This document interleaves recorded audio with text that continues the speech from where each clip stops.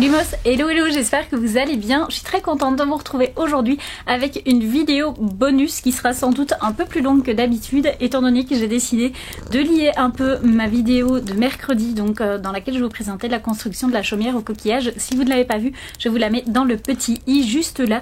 Donc en fait j'ai décidé, pour changer un petit peu sur ma chaîne, de vous faire une lecture. Ça me semble un petit peu bizarre, je verrai si je publierai cette vidéo ou pas, mais en fait j'ai décidé de vous lire les chapitres où l'on parle de la chaumière au coquillage. Donc en fait il y en a deux tout simplement dans Harry Potter et le relique de la mort. Donc il y a le chapitre 24, le fabricant de baguettes, et le chapitre 25, la chaumière au coquillage. Donc ça risque d'être peut-être un petit peu long, donc je diviserai peut-être cette vidéo en deux, je sais pas encore, voilà, on verra, ou je vous demanderai un petit peu si ça vous embête une vidéo un peu plus longue. Donc enfin bref, on va commencer tout de suite. Donc j'ai repris mon vieux livre, voilà, de la première édition de Harry Potter et les reliques de la mort. Donc on est à la page 509 et donc on va commencer tout de suite donc avec le chapitre 24, le fabricant de baguettes. C'était comme replonger dans un ancien cauchemar.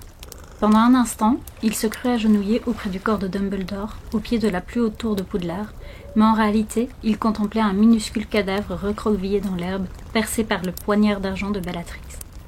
La voix de Harry continuait de murmurer « Dobby, Dobby », bien qu'il sût que l'elfe était parti quelque part d'où il était impossible de le faire revenir. Une minute plus tard, il s'aperçut qu'ils étaient finalement arrivés au bon endroit, car Bill, Fleur, Dean et Luna s'étaient rassemblés autour de lui, alors qu'il était toujours agenouillé à côté de l'elfe. « Hermione » dit-il soudain. « Où est-elle » ?»« Ron l'a amenée dans la maison, » répondit Bill. « Elle se remettra. » Harry baissa à nouveau les yeux vers Dobby. Il tendit la main et arracha de son corps la lame tranchante du poignard, puis il retira son propre blouson et l'étala sur l'elfe comme une couverture. Quelque part, à proximité, la mer se fracassait contre des rochers. Harry l'écouta pendant que les autres parlaient, discutant de sujets auxquels il ne pouvait s'intéresser, prenant des décisions. Dean porta Gripsec, blessé, à l'intérieur du cottage, suivi de Fleur qui se hâtait derrière eux. Bill suggérait à présent des dispositions pour enterrer l'elfe. Harry approuva sans vraiment comprendre ce qu'il disait. Tout en lui répondant machinalement, il gardait les yeux fixés sur le corps minuscule. Sa cicatrice se mit à le picoter, à le brûler, et dans une partie de son cerveau, comme vu du mauvais côté d'un long télescope, il aperçut Voldemort qui punissait ceux qu'ils avaient laissés derrière eux au manoir des Malfoy. Sa rage était épouvantable, mais le chagrin que Harry éprouvait pour Dobby semblait la diminuer. Elle ne devint plus alors qu'un orage lointain dont les échos arrivaient jusqu'à lui, par-delà un vaste océan silencieux. « Je veux que ce soit fait dans les règles. » Ce fut la première parole que Harry fut pleinement conscient de prononcer. « Pas avec de la magie, » ajouta-t-il. « Tu as une pelle ?» Peu après, il s'était mis au travail, creusant la tombe à l'endroit que Bill lui avait indiqué, au bout du jardin, entre les buissons. Il creusait avec une sorte de fureur, se délectant de ce travail manuel, fier de ce qu'il n'y avait rien de magique, car il ressentait chaque goutte de sueur, chaque ampoule de ses mains, comme un cadeau offert à l'elfe qui leur avait sauvé la vie. Sa cicatrice continuait de le brûler, mais il maîtrisait la douleur. Bien qu'il la ressentît, elle était comme séparée de lui. Il parvenait enfin à se contrôler, à fermer son esprit à Voldemort, ce que Dumbledore voulait désespérément qu'il apprenne de Rogue. De même que Voldemort n'avait pas réussi à posséder Harry pendant qu'il se consumait de chagrin pour Sirius, de même ses pensées ne pouvaient pénétrer son esprit en cet instant où il pleurait Dobby. La peine qu'il éprouvait semblait chasser Voldemort de sa tête, mais Dumbledore aurait dit, bien sûr, que c'était plutôt l'amour. Harry continua de creuser de plus en plus profondément dans la terre dure et froide, noyant sa peine dans la sueur, niant la douleur de sa cicatrice. Dans l'obscurité, sans rien d'autre pour lui tenir compagnie que le bruit de sa respiration et celui des vagues, tout ce qui s'était passé chez les Malfoy lui revint à l'esprit. Il se souvint des paroles entendues et commença à comprendre, comme si une fleur s'épanouissait en lui, sous le ciel sombre. Le rythme régulier de ses bras ponctuait ses pensées, comme battant la mesure. Relique, Horcrux. Relique, Horcrux. Mais il ne sentait plus brûler cet étrange et obsédant désir. Le deuil, la peur l'avaient éteint. Il avait l'impression d'avoir été réveillé à coups de gifle dans la figure. Harry creusait, s'enfonçant de plus en plus dans la tombe. Il savait où était allé Voldemort ce soir-là. Qui il avait tué dans la plus haute cellule de Nurmengard, et pourquoi. Il pensa alors à Cuthbert, mort pour avoir eu un faible élan de pitié inconsciente. Dumbledore avait prévu cela. Qu'avait-il su encore ? Harry perdait la notion du temps. Lorsqu'il fut rejoint par Ron et par Dean, il vit seulement que la nuit s'était un peu éclaircie. « Comment va Hermione ?»« Mieux, » répondit Ron. « Fleur s'occupe d'elle. » Harry avait sa réponse prête pour le moment où il lui demanderait pourquoi il ne s'était pas tout simplement servi de sa baguette magique pour créer une tombe qui aurait été parfaite. Mais il n'en eut pas besoin. Armés eux aussi de pelles, ils sautèrent dans le trou, et tous trois creusèrent en silence jusqu'à ce que la fosse leur fût suffisamment profonde. Harry serra Dobby plus étroitement dans son blouson. Ron s'assit au bord de la tombe et enleva ses chaussures et ses chaussettes, qu'il passa aux pieds nus de l'elfe. Dean sortit un bonnet de laine, dont Harry coiffa avec soin la tête de Dobby, recouvrant ses oreilles de chauve-souris. « Il faudrait lui fermer les yeux ?» Harry n'avait pas entendu les autres arriver dans l'obscurité. Bill portait une cape de voyage, Fleur un grand tablier blanc, avec une poche d'où dépassait une bouteille qu'il reconnut comme étant du Poussos. Hermione, pâle et vacillante, était enveloppée dans une robe de chambre qu'elle avait empruntée. Lorsqu'elle s'approcha de lui, Ron passa un bras autour de ses épaules. Luna, emmitouflée dans un manteau de fleurs, s'accroupit et posa tendrement les doigts sur les paupières de l'elfe, qu'elle abaissa sur son regard vitreux. « Voilà, » dit-elle avec douceur. « Maintenant, c'est comme s'il dormait. » Harry allongea l'elfe dans la tombe, disposant ses membres minuscules, de façon à donner l'impression qu'il se reposait, puis ressortit de la fosse et regarda le petit corps pour la dernière fois. Il s'efforça de contenir son émotion en se rappelant les funérailles de Dumbledore, les rangées interminables de chaises, le ministre de la magie au premier rang, la longue liste des hauts faits du défunt, la majesté de la tombe de marbre blanc. Il sentait que Dobby méritait un enterrement tout aussi solennel, et pourtant, l'elfe était simplement étendu là, entre des buissons, dans un trou grossièrement creusé. « Je crois que nous devrions prononcer quelques mots ?» suggéra Luna.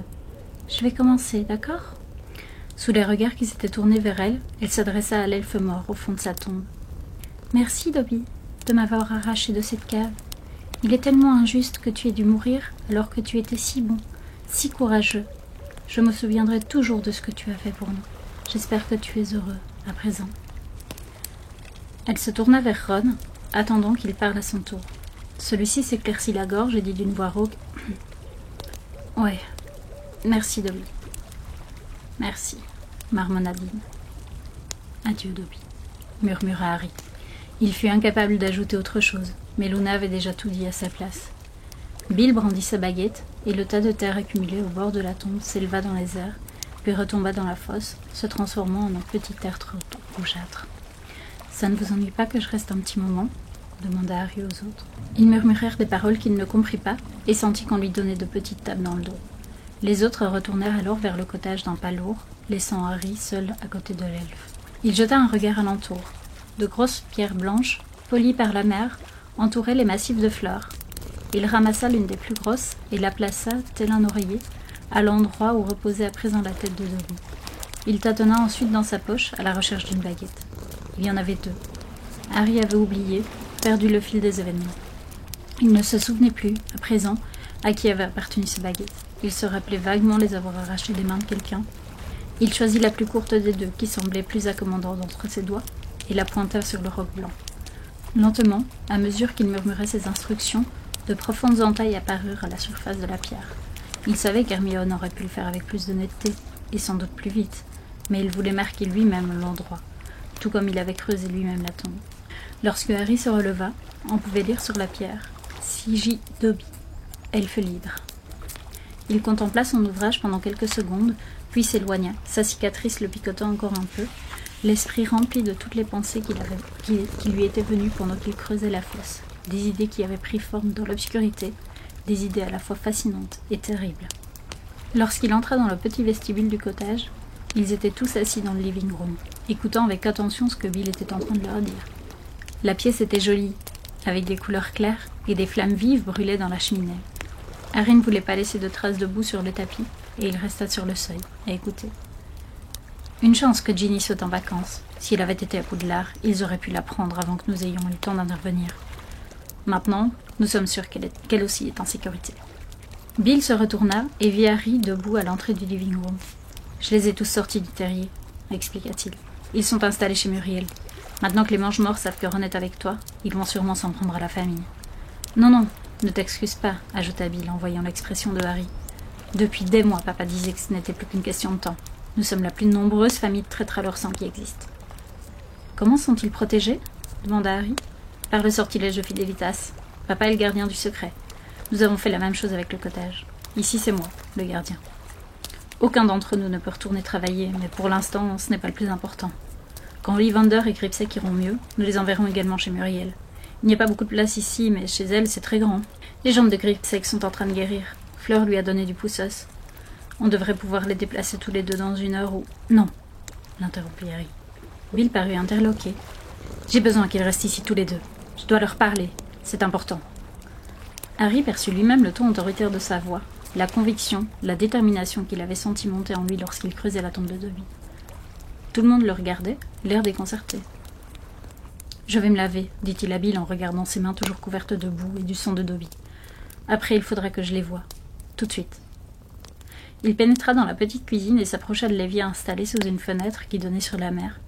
L'aube perçait à l'horizon, légèrement dorée, d'un rose de nacre, et tandis qu'il se lavait les mains, il suivit à nouveau le fil des pensées qui lui étaient venues à l'esprit dans le jardin obscur.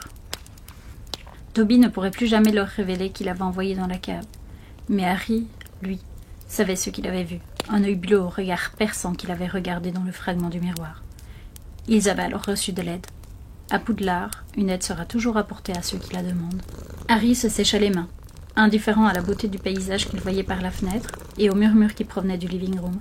Il regarda l'océan et sentit en cet instant où l'aube se levait qu'il se rapprochait du but, que la clé de tout était plus près de lui. Il continuait de ressentir des fourmillements dans sa cicatrice et il savait que Voldemort parvenait aux mêmes conclusions. Tout à la fois, Harry comprenait et ne comprenait pas. Son instinct lui disait une chose et son cerveau une autre, très différente. Le Dumbledore présent dans sa tête lui souriait, le regardant par-dessus ses mains jointes comme une prière. « Vous avez donné à Ron le Déluminateur.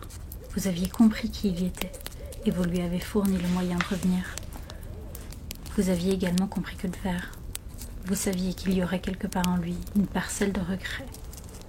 Et si vous les connaissiez, eux, que connaissiez-vous de moi, Dumbledore? Suis-je destiné à savoir, mais non pas à chercher? Songiez-vous à quel point cela serait ardu pour moi? Est-ce pour cette raison que vous avez tout rendu si difficile, pour me donner le temps de comprendre par moi-même? » Harry resta debout, immobile, ses yeux éteints fixés sur l'horizon, où un soleil éclatant dévoilait ses contours dorés. Puis il regarda ses mains propres et fut momentanément surpris de voir le torchon qu'il tenait entre ses doigts. Il le posa et retourna dans le vestibule. Il sentit alors sa cicatrice palpiter de colère et, en un éclair, aussi bref que le reflet d'une libellule à la surface de l'eau, il vit en pensée la silhouette d'un édifice qu'il connaissait très bien. Bill et Fleur étaient au pied de l'escalier. « Il faut que je parle à Gripsec et à Ollivander, » dit Harry. « Non, non, Harry, » répondit Fleur. « Pas maintenant. Ils sont malades et fatigués. »« Désolé, » répliqua-t-il sans s'énerver, « mais je ne peux pas attendre. Il faut que je leur parle tout de suite, en privé, et séparément. C'est urgent. »« Enfin, Harry, que se passe-t-il » demanda Bill. « Tu arrives ici avec un elfe mort et un gobelin à moitié assommé. Hermione a l'air d'avoir été torturée et Ron vient de refuser de me dire quoi que ce soit. »« Nous ne pouvons pas te révéler ce que nous faisons, » déclara Harry d'un ton catégorique. « Tu es membre de l'ordre, Bill. Tu sais que Dumbledore nous a confié une mission. Nous ne sommes pas censés en parler à quiconque d'autre. » Fleur laissa échapper une exclamation irritée, mais Bill ne lui accorda pas un regard. Il fixa Harry. L'expression de son visage profondément tailladé était difficile à interpréter. Enfin, il lui dit « Très bien.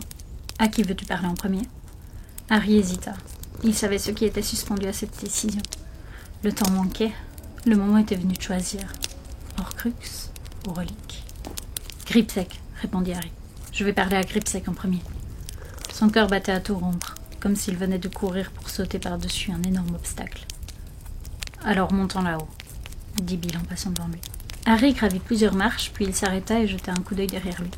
« J'ai aussi besoin de vous, » lança-t-il à Ron et à Hermione, qui s'étaient approchés silencieusement de la porte du living-room, à moitié cachés dans l'ombre. Ils s'avancèrent tous les deux dans la lumière, l'air étrangement soulagés. « Comment vas-tu » demanda Harry à Hermione. « Tu étais extraordinaire. Réussir à inventer cette histoire malgré tout ce qu'elle te faisait subir. » Hermione eut un faible sourire, et Ron la serra contre lui, un bras autour de ses épaules. « Qu'est-ce qu'on fait maintenant, Harry » demanda-t-il. « Vous verrez. Venez. » Harry, Ron et Hermione suivirent Bill dans l'escalier aux marches raides, et ils arrivèrent à un petit palier sur lequel donnaient 3 portes. « Là, » dit Bill, ouvrant la porte de la chambre où ils dormaient, Fleur et lui. Cette pièce-là aussi faisait face à la mer, dont la surface était parsemée à présent des reflets dorés du soleil levant. Harry s'approcha de la fenêtre, tourna le dos à la vue magnifique et attendit, les bras croisés, sa cicatrice parcourue de fourmillements. Hermione s'installa à côté de la coiffeuse, et Ron s'assit sur l'un des bras du fauteuil qu'elle occupait.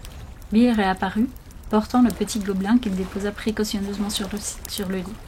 Gripsec marmonna un « merci », et Bill sortit, refermant la porte sur eux. « Je suis désolé de vous sortir du lit, » dit Harry. « Comment vont vos jambes ?»« Douloureusement, » répondit le gobelin. « Mais elles se remettent. » Il tenait toujours serré contre lui l'épée de Gryffondor et affichait une étrange expression, mi-intriguée, mi-agressive. Harry remarqua sa peau cireuse, ses doigts fins, ses yeux noirs. Fleur lui avait enlevé ses chaussures, ses longs pieds étaient sales. Il était plus grand qu'un elfe de maison, mais pas de beaucoup. Sa tête bombée, en revanche, beaucoup plus volumineuse que celle d'un humain. « Vous ne vous souvenez sans doute pas, » commença Harry, « que je suis le gobelin qui vous a amené dans votre chambre forte lors de votre première visite à Gringotts ?» acheva Gripsec. « Si, je me souviens, Harry Potter. Même chez les gobelins, vous êtes très célèbre. » Harry et Gripsec s'observèrent, se jaugeant du regard. La cicatrice de Harry le picotait toujours. Il voulait que cet entretien finisse vite, et en même temps, il avait peur de commettre un impair. Alors qu'il essayait de trouver le meilleur moyen de formuler sa demande, le gobelin rompit le silence. « Vous avez enterré l'elfe, » dit-il. Il y avait dans le ton de sa voix une rancœur inattendue. « Je vous ai vu depuis la fenêtre de la chambre voisine. »« En effet, » répondit Harry. Gripsec le regarda du coin de ses yeux noirs et bridés. « Vous êtes un sorcier inhabituel, Potter. »« En quel sens ?» demanda Harry, qui massait sa cicatrice d'un air absent. « Vous avez vous-même creusé la tombe. »« Et alors ?» Gripsec ne répondit pas. Harry pensa qu'il se moquait de lui parce qu'il avait agi comme un moldu, mais peu lui importait que le gobelin approuve ou non la façon dont il avait creusé la tombe de Dobby. Il se prépara à passer à l'attaque. « Gripsec, il faut que je vous demande.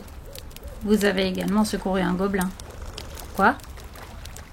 Vous m'avez amené ici. Vous m'avez sauvé la vie. J'imagine que vous ne le regrettez pas, » répliqua Harry avec un certain agacement. « Non, Harry Potter, » assura Gripsec. D'un doigt, il tortilla la fine barbe noire qu'il portait au menton. « Mais vous êtes un sorcier très bizarre. »« Admettons, » dit Harry. « En tout cas, j'ai besoin d'aide, Gripsec, et cette aide, vous pouvez me l'apporter. » Le gobelin ne lui donna aucun signe d'encouragement. Il continuait à regarder Harry en fronçant des sourcils, comme s'il n'avait jamais vu quelqu'un de semblable. « J'ai besoin de pénétrer par effraction dans une chambre forte de Gringotts. » Harry n'avait pas eu l'intention de s'exprimer d'une manière aussi brutale. Les mots étaient sortis malgré lui de sa bouche sous l'effet d'une douleur cuisante de sa cicatrice, et il vit à nouveau les contours de Poudlard. Il ferma étroitement son esprit. Il devait tout d'abord traiter avec Gripsec. Ron et Hermione avaient eu l'air de penser qu'il était devenu fou. « Harry ?» dit Hermione, mais elle fut interrompue par Gripsec. « Pénétrer par effraction dans une chambre forte de Gringotts », répéta le gobelin qui grimaça légèrement en changeant de position sur le lit. « C'est impossible. »« Non, pas du tout !» objecta Ron. « Quelqu'un l'a déjà fait. »« Oui, » dit Harry. « Le jour même où je vous ai rencontré pour la première fois, Gripsec. Le jour de mon anniversaire, il y a 7 ans. La chambre forte en question était vide à l'époque, » répliqua sèchement le gobelin. « Sa protection était minimale. » Harry comprit que même si Gripsec avait quitté Gringotts, l'idée qu'on pût percer les défenses de la banque lui paraissait offensante. « La chambre forte dans laquelle nous devons entrer n'est pas vide, et je devine que ses protections doivent être très puissantes, » reprit Harry. « Elle appartient à Lestrange. » Il vit Ron et Hermione, stupéfaits, échanger un regard, mais il aurait tout le temps de leur fournir des explications après avoir entendu la réponse de Gripsec. « Vous n'avez aucune chance, » déclara le gobelin d'un ton catégorique. « Pas la moindre. Si tu veux t'emparer en ce lieu souterrain d'un trésor convoité qui jamais ne fut tien, voleur, tu trouveras, en guise de richesse, le juste châtiment de ta folle hardiesse. » acheva Harry. « Oui, je sais, je m'en souviens. Mais je ne veux pas essayer de m'emparer d'un trésor. Je ne veux pas prendre quelque chose pour mon bénéfice personnel. Pouvez-vous croire cela ?» Le gobelin lui jeta un regard envié et la cicatrice en forme d'éclair brûla le front de Harry, mais il n'y prêta pas attention, refusant la douleur et ce à quoi elle l'invitait. « S'il existait un sorcier dont je puisse penser qu'il ne cherche pas un bénéfice personnel, dit enfin Gripsec, ce serait vous, Harry Potter. Les gobelins et les elfes ne sont guère accoutumés à la solidarité ou au respect que vous avez manifesté cette nuit. Pas de la part des porteurs de baguettes. Les porteurs de baguettes ? Répéta Harry. L'expression sonna étrangement à ses oreilles tandis que sa cicatrice était parcourue de fourmillements. Il sentait Voldemort tourner ses pensées vers le nord du pays et lui-même brûlait de poser des questions à Ollivander dans la chambre voisine. Le droit de porter une baguette, poursuivit le gobelin à mi-voix, a longtemps été un sujet de controverse entre sorciers et gobelins. Les gobelins peuvent pratiquer la magie sans baguette, fit observer Ron. La question n'est pas là. Les sorciers refusent de partager les secrets de la fabrication des baguettes avec les autres êtres magiques. Ils nous dénient la possibilité d'étendre nos pouvoirs. Les gobelins ne partagent pas non plus leur magie, rétorqua Ron. Vous ne nous avez jamais appris à fabriquer des épées et des armures telles que vous savez les faire. Les gobelins parviennent à travailler le métal d'une façon que les sorciers n'ont jamais. Ça n'a aucune importance, l'interrompit Harry en remarquant les couleurs qui montaient aux joues de Gripsec. Nous ne sommes pas là pour parler des conflits entre les sorciers et les gobelins, ou toute autre créature magique. Gripsec eut un rire mauvais. Mais si, justement, c'est de cela qu'il s'agit. Maintenant que le Seigneur des Ténèbres devient toujours plus puissant, votre espèce prend un ascendant de plus en plus grand sur la mienne. Gringotts s'est soumis à la loi des sorciers, les elfes de maison sont massacrés, et qui, parmi les porteurs de baguettes, proteste contre cette situation ? Nous ! S'exclama Hermione. Elle s'était retressée dans son fauteuil, le regard brillant. Nous protestons, et je suis tout autant opprimée qu'un gobelin ou un elfe, Gripsec. Je suis une Sandebourbe. Ne t'appelle pas, marmonna Ron. Et pourquoi pas ? Coupa Hermione. Je suis Sandebourbe et fière de l'être. Depuis le nouvel ordre des choses, je n'ai pas un rang supérieur au vôtre, Gripsec. C'est moi qu'ils ont choisi de torturer chez les Malfoy. Elle écarta le col de sa robe de chambre pour montrer la fine entaille que Bellatrix lui avait faite et dont la couleur écarlate ressortait sur son cou. « Saviez-vous que c'est grâce à Harry que Dobby est devenu libre ?» demanda-t-elle au gobelin. « Saviez-vous que depuis des années nous exigeons la libération des elfes ?» Ron se trémoussa d'un air gêné sur le bras du fauteuil d'Hermione.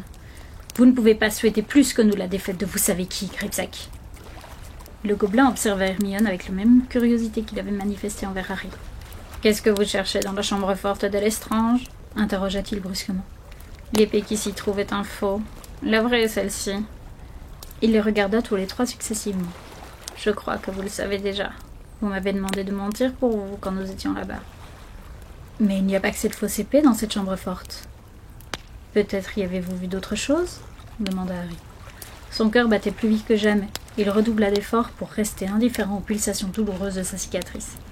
Le gobelin recommença à tortiller sa barbe autour de son doigt. « Il est contraire à notre code de parler des secrets de Gringotts. Nous sommes les gardiens de trésors fabuleux. Nous avons des devoirs envers les objets que l'on nous confie et qui, bien souvent, ont été façonnés par nos mains. » Le gobelin caressa l'épée et ses yeux noirs se posèrent tour à tour sur Harry, Hermione et Ron, puis revint à Harry. « Si jeune, dit-il enfin, pour combattre tant d'ennemis. »« Acceptez-vous de nous aider ?» interrogea Harry. « Nous ne pouvons espérer pénétrer là-bas sans l'aide d'un gobelin. Vous êtes notre seule chance. »« Je vais y réfléchir, » répondit Gripsec avec une lenteur exaspérante. « Mais, » commença Ron, énervé. Hermione lui donna un coup de coude dans les côtes. « Merci, » répondit Harry. Le gobelin inclina sa tête bombée en guise de salut, puis replia ses jambes courtes. « Je crois, » dit-il en s'installant ostensiblement sur le lit de Fleur et de Bill, « que le poussos a fait son œuvre. Peut-être vais-je enfin pouvoir dormir. Pardonnez-moi. »« Bien sûr, » répondit Harry. Avant de quitter la pièce, cependant, il se pencha et prit l'épée de Gryffondor à côté du gobelin. Gripsec ne protesta pas, mais Harry crut voir une lueur de ressentiment dans son regard lorsqu'il referma la porte derrière lui. « Ce petit crétin !» murmura Ron. « Ça l'amuse de nous faire lanterner. »« Harry !» chuchota Hermione en les entraînant tous les deux à l'écart de la porte, jusqu'au milieu du palier encore plongé dans l'obscurité. « Est-ce que tu penses vraiment ce que je crois que tu penses ? Qu'il y a un Horcrux dans la chambre forte de Lestrange ?»« Oui, » assura Harry. Bellatrix était terrifiée quand elle a cru que nous y avions pénétré. Elle était dans tous ses états. Pourquoi ? Qu'aurions-nous pu voir d'autre ? Que pensait-elle que nous avions pu emprunter ? Elle était pétrifiée à l'idée que vous savez qui vienne à la prendre.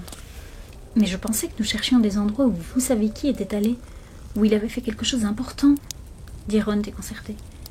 Est-ce qu'il a jamais mis les pieds dans la chambre forte de Lestrange ? Je ne sais même pas s'il n'est jamais entré chez Gringotts, répondit Harry. Mais il n'avait pas d'or là-bas quand il était plus jeune parce que personne ne lui avait rien légué. Mais il a sûrement vu la banque de l'extérieur dès la première fois où il s'est rendu sur le chemin de traverse. Harry ressentait des élancements dans ses cicatrices, mais il n'y fit pas attention. Il voulait que Ron et Hermione comprennent son raisonnement au sujet de Gringotts avant qu'ils aillent voir Ollivander. Je crois qu'il aurait envié quiconque avait une clé donnant accès à une chambre forte de Gringotts. Je pense qu'il aurait considéré cela comme un symbole d'appartenance au monde des sorciers. Et n'oubliez pas qu'il avait confiance en Bellatrix et en son mari. Ils étaient ses plus dévoués serviteurs avant sa chute, et ils l'ont cherché après sa disparition. Il l'a dit le soir où il est revenu. Je l'ai entendu. Harry frotta sa cicatrice, mais je ne crois pas qu'il aurait révélé à Bellatrix qu'il s'agissait d'un Horcrux. Il n'avait pas non plus dit la vérité à Lucius Malfoy au sujet du journal intime. Sans doute a-t-il expliqué à Bellatrix que c'était un objet qu'il chérissait, et lui a demandé de le conserver dans sa chambre forte, l'endroit le plus sûr du monde quand on veut cacher quelque chose, m'a dit Hagrid, à part Poudlard. Lorsqu'Harry eut terminé, Ron hocha la tête. « Tu le comprends vraiment bien ?»« En partie, » répondit Harry. « Par bribes. J'aimerais avoir compris autant de choses sur Dumbledore. Mais on verra bien. Venez, on passe à Ollivander maintenant. » Ron et Hermione paraissaient perplexes, mais impressionnés lorsqu'ils le suivirent jusqu'à la porte d'en face à laquelle il frappa. Un faible « Entrez !» leur répondit. Le fabricant de baguettes magiques était allongé sur le lit jumeau le plus éloigné de la fenêtre. Il avait été enfermé dans la cave pendant plus d'1 an et Harry savait qu'il avait subi la torture au moins une fois. Il était émiassé, les os de son visage ressortant nettement sous sa peau jaunâtre. Ses grands yeux argentés semblaient immenses dans leurs orbites creuses. Les mains qui reposaient sur la couverture auraient pu être celles d'un squelette. Harry s'assit sur l'autre lit jumeau à côté de Ron et d'Hermione. D'ici, on ne voyait pas le soleil se lever. La pièce donnait sur le jardin, au sommet de la falaise et sur la tombe fraîchement creusée. « Monsieur Ollivander, je suis désolée de vous déranger, » dit Harry. « Mon cher ami. » La voix d'Ollivander était faible. « Vous nous avez sauvés. Je croyais que nous allions mourir dans cet endroit. Je ne pourrai jamais assez vous remercier. Jamais. » Nous avons été heureux de le faire. La cicatrice de Harry n'avait cessé de palpiter.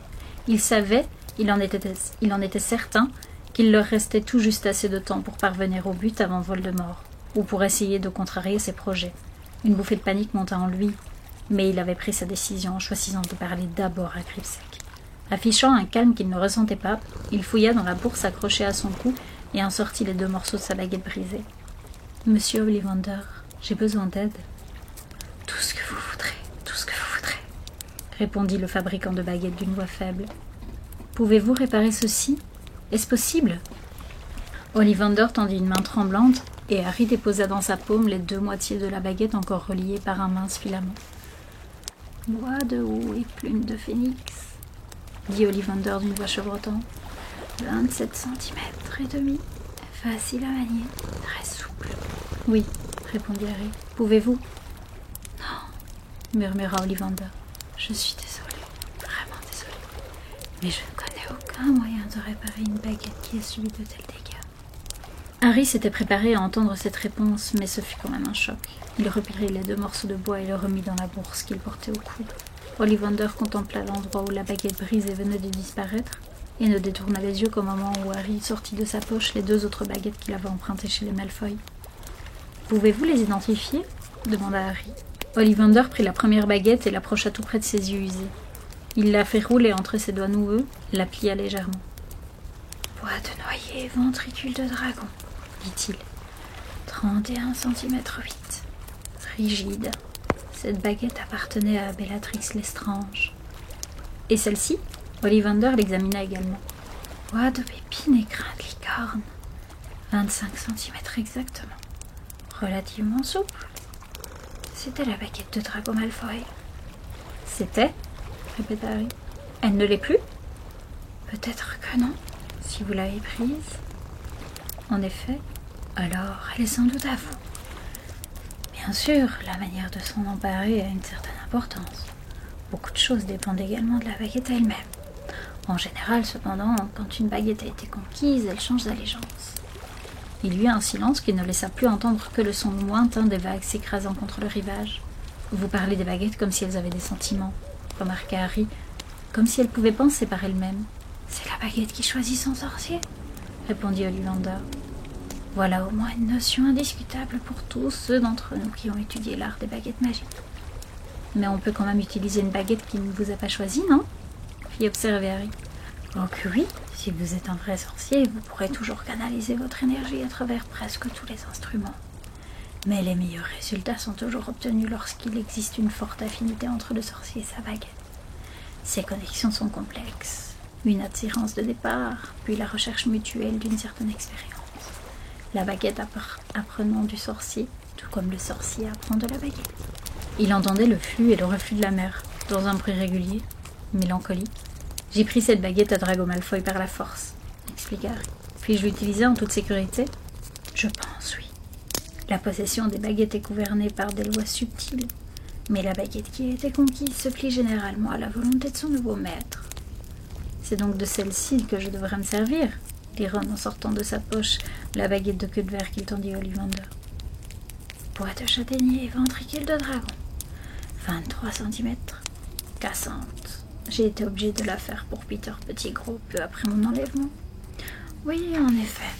Si vous l'avez gagnée au combat, elle est plus susceptible qu'une autre de vous obéir. Et de vous obéir docilement. C'est valable pour toutes les baguettes, n'est-ce pas? Il me semble, oui, répondit Ollivander, ses yeux protubérants fixés sur Harry. Vous posez des questions profondes, monsieur Potter. L'art des baguettes constitue un domaine complexe et mystérieux de la magie. Il n'est donc pas nécessaire de tuer son ancien propriétaire pour prendre pleinement possession d'une baguette? Interrogea Harry. Ollivander déglutit. Nécessaire? Non, je ne dirais pas qu'il est nécessaire de tuer. Il existe pourtant des légendes, reprit Harry. En même temps que le rythme de son cœur s'accélérait, la douleur de sa cicatrice devenait plus intense. Harry était certain que Voldemort avait décidé de mettre son idée en pratique. Des légendes à propos d'une baguette ou de plusieurs baguettes qui sont passées de main en main à la suite d'un meurtre. Ollivander pâlit. Son visage avait pris une teinte gris clair sur son oreiller d'une blancheur de neige, et ses yeux étaient devenus énormes, injectés de sang, écarquillés par la peur. « Il n'existe qu'une seule baguette de cette nature, murmura-t-il. « Et vous savez qui s'y intéresse, n'est-ce pas ?» demanda Harry. « Comment ?» murmura Ollivander d'une voix éraillée, en jetant à Ron et à Hermione un regard suppliant, comme un appel au secours. « D'où tenez-vous cela ?» Il voulait que vous lui expliquiez comment surmonter la connexion qui lie nos deux baguettes, dit Harry. Ollivander parut terrifié. « Il m'a torturé. Il faut comprendre.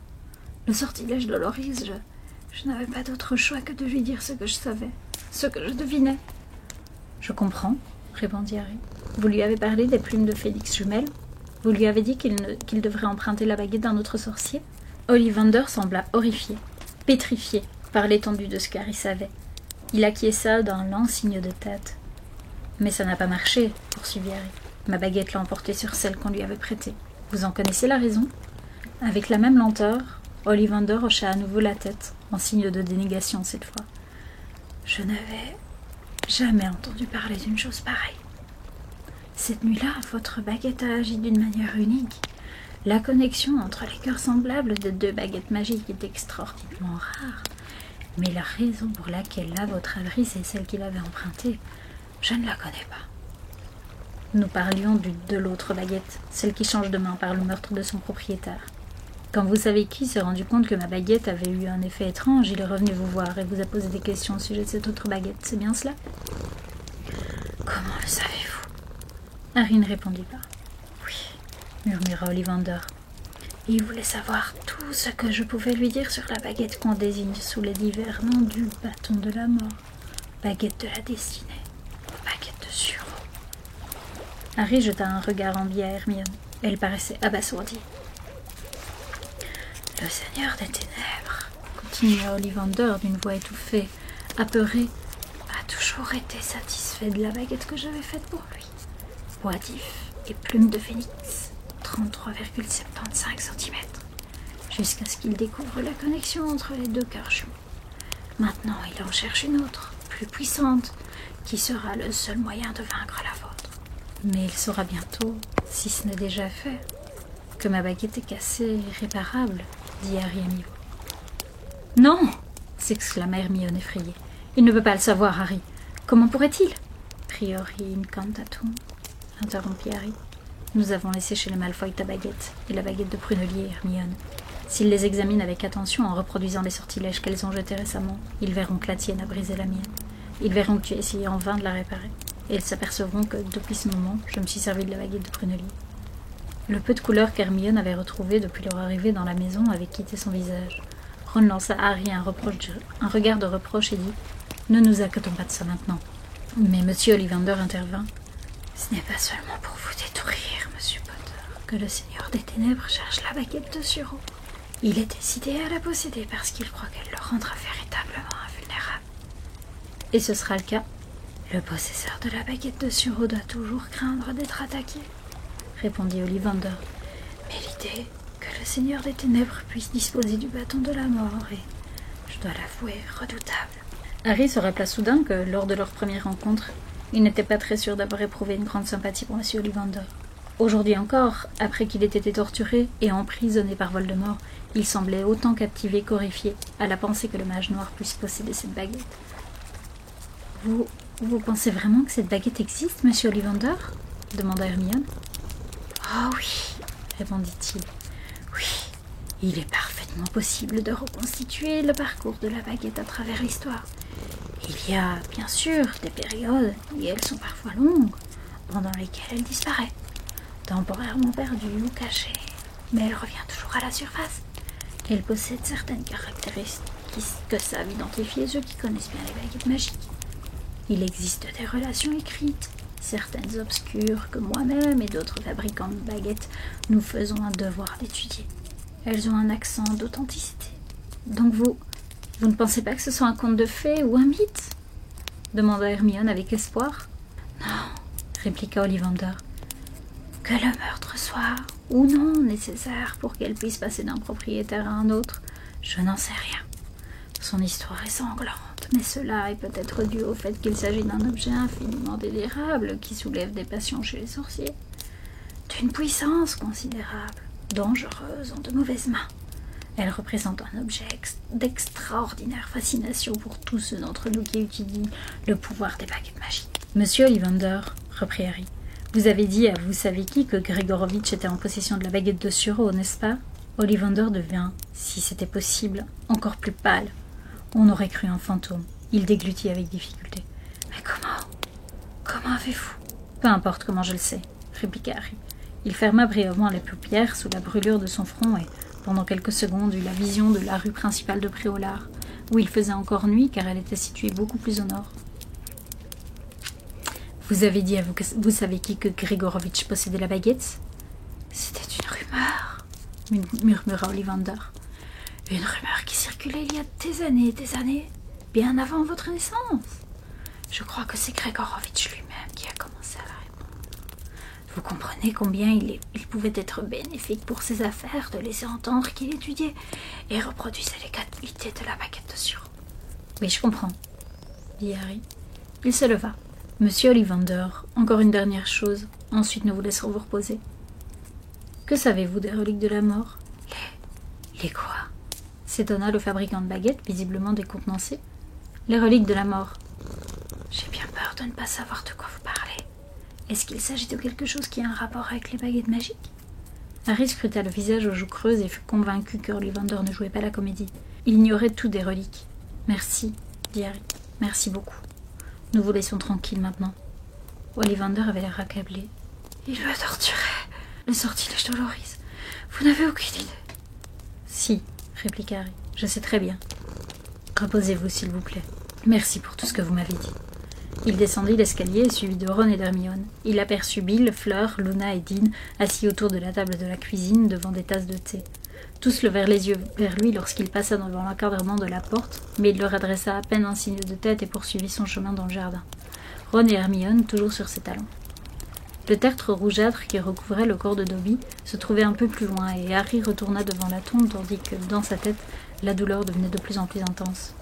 Il lui fallait une considérable volonté à présent pour se fermer aux visions qui s'imposaient à son esprit, mais il savait qu'il n'aurait pas résisté très longtemps.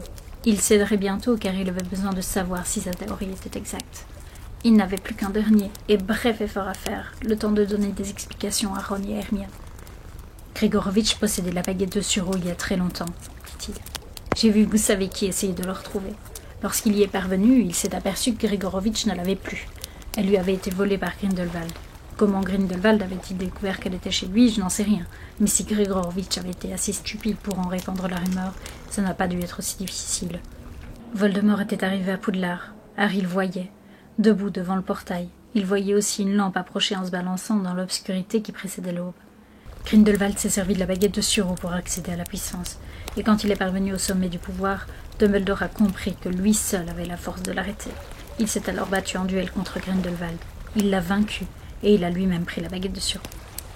C'était Dumbledore qui avait la baguette de Suro ? s'étonna Ron. Mais alors, où est-elle maintenant ? À Poudlard, répondit Harry, qui luttait pour demeurer avec eux dans le jardin au sommet de la falaise. Dans ce cas, allons-y, dit Ron d'un ton pressant. Harry, allons-y et prenons-la avant lui. Trop tard, répliqua Harry. Il ne put s'empêcher de se prendre la tête entre les mains pour l'aider à résister à la douleur. Il sait où elle est. Il y est en ce moment même. Harry, s'exclama Ron avec fureur. Depuis quand sais-tu tout cela? Pourquoi avons-nous perdu tout ce temps? Pourquoi tu parlais à Gripsec en premier? On aurait pu aller. On peut toujours aller. Non, coupa Harry. Il s'effondra à genoux dans l'herbe. Hermione a raison. Dumbledore ne voulait pas que la baguette me revienne. Il ne voulait pas que je la prenne. Il voulait que je retrouve les Horcruxes. Enfin quoi? La baguette invincible, Harry, gémit Ron. Je ne suis pas censée m'en occuper. Je suis censée m'occuper des Horcruxes. À présent, tout était froid et sombre. Le soleil était à peine visible à l'horizon. De son pas souple, il marchait à côté de Rogue, traversant le parc en direction du lac.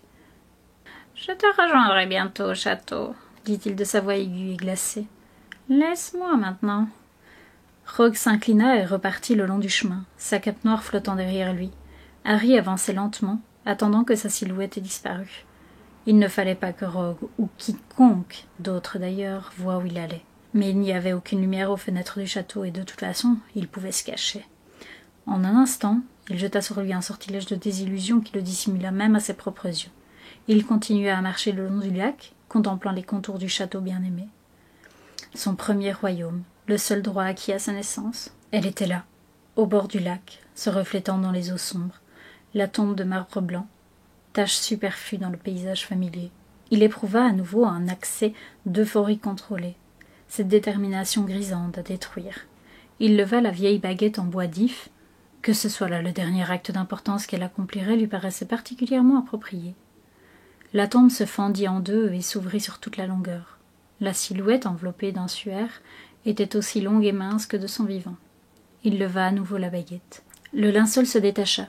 Le visage était translucide, pâle, émacié, mais presque parfaitement conservé. Ils avaient laissé ses lunettes sur son nez crochu. Il éprouva un sentiment de dérision amusée. Les mains de Dumbledore étaient croisées sur sa poitrine, et elle était là, coincée au-dessous, enterrée avec lui. Ce vieil idiot avait-il imaginé que le marbre ou la mort protégerait la baguette? Avait-il pensé que le Seigneur des Ténèbres aurait craint de violer sa sépulture? Les mains semblables à une araignée plongea et arracha la baguette de l'étreinte de Dumbledore. Au moment où il s'en saisit, une pluie d'étincelles jaillit à son extrémité, scintillant au-dessus de la dépouille de son dernier possesseur. Elle était prête, enfin, à servir un nouveau maître. Et voilà, le chapitre 24 est terminé et je pense que je vais m'arrêter là et que je vous ferai une autre vidéo avec le chapitre 25 parce que ça doit être suffisamment long comme ça. J'espère que ça vous aura plu. N'hésitez pas à me dire dans les commentaires si c'est le cas et à laisser un pouce en l'air pour que je sache si ce genre de vidéo vous plaît. Voilà, j'aime beaucoup faire ça, mais c'est très très long. C'est beaucoup plus long qu'on ne le croit parce que les chapitres de J.K. Rowling sont plutôt long, hein, clairement. Donc voilà, j'espère en tout cas que ça vous aura plu. Et donc sur ce, comme j'ai rien de plus à vous dire, et ben je vous dis à la prochaine. Salut salut, Nox!